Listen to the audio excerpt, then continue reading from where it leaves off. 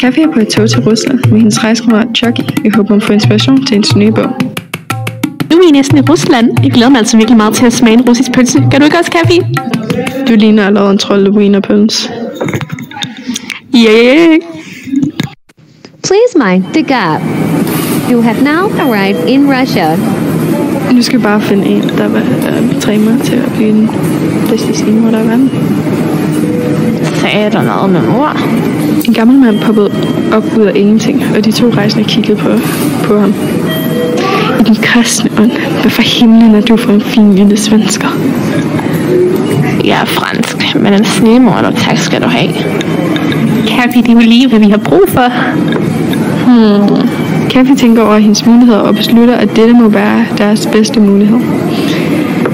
Fint, men jeg vil træne til hans nye mor, der nuser. Hvem sagde, jeg vil træne dig i din overfyldte kakkelak? Mig. Fint.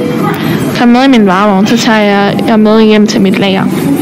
Jeg elsker lager.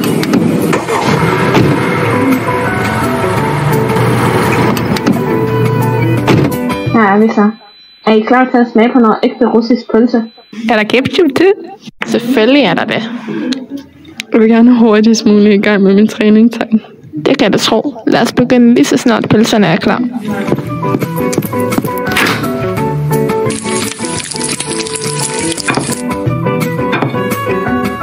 Det første du skal vide om mor, er at det er noget der vil blive med dig for evigt. Det er godt, på grund af jeg regner allerede med at leve for evigt. Den anden ting du skal vide om mor, er at det tager folks liv. Jeg tog i forvejen folks penge. Ingen forskel overhovedet. Den tredje ting er, at det faktisk er meget nemmere, end folk tror. Okay, og hvordan gør man så? Ja, det er jo lige det.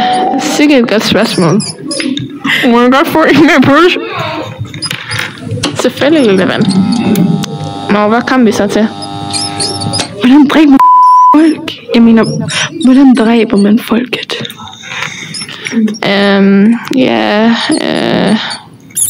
Du ved godt, hvordan man dræber, ikke også?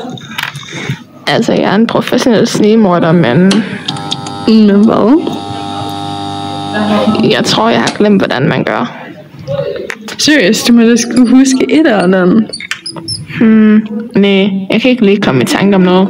Så alt det her var bare spild af Guds tid. Jeg fik da nogle gratis pølser. Og var det mindst nogle våben? Ja, nu hvor du siger det. Jeg tror faktisk, jeg har nogen i kælderen. Er vi ikke allerede i kælderen? Teknisk set ja, men der er en mere. Kom med mig. De var nu i et lille koldt rum med en lille pære oppe i toppen af loftet, der blinkede og lignede, at den var lige ved at gå ud.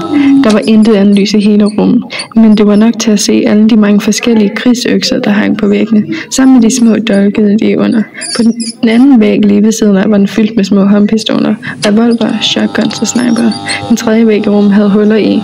De fleste af hullerne omringede en tegning af en fransk kakkelak. Luften var fugtig og lugtede vemmeligt af sure sokker. Dog lignede det, at det ikke gjorde noget værk. Det virkede næsten som det gjorde ham i bedre humør. Min gode gamle ven Øksen. Chucky tager en små dolk ned for væggen og kom til at skære sit finger. Chucky, din klaphat.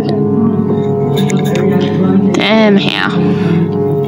Aktiv er medium størrelse trækniv med udskæring af blomster på den ned for væggen. Det var gode tider. Er den speciel? Det kan du tro. Den her, der lige her var den, der dræbte hele min blodlinje. Wow! Jeg har også dræbt hele min blodlinje. Ved du hvad? Jeg tror, det er på tide, at den kommer videre. Jeg rækker dolken hen til Gary. Er du sikker på, at du vil give den væk? Ja. Vil du have noget med, hvis jeg træner dernede lidt? Overhovedet ikke. Det er alt vildt. Kathy trænede hårdt i en time nede i en lille lukkende kælder. Jeg var tæt på at skyde Chucky masser af gange. Kathy følte, at hun nu lugtede endnu værre end selve rum, som det var muligt.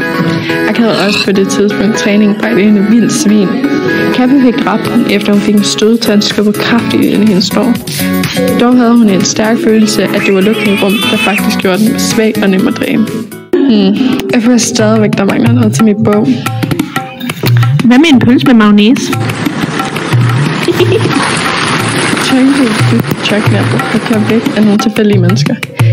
Kathy skal nu beslutte sig for, om hun prøver at redde Chucky, eller løbe videre efter den manglende del til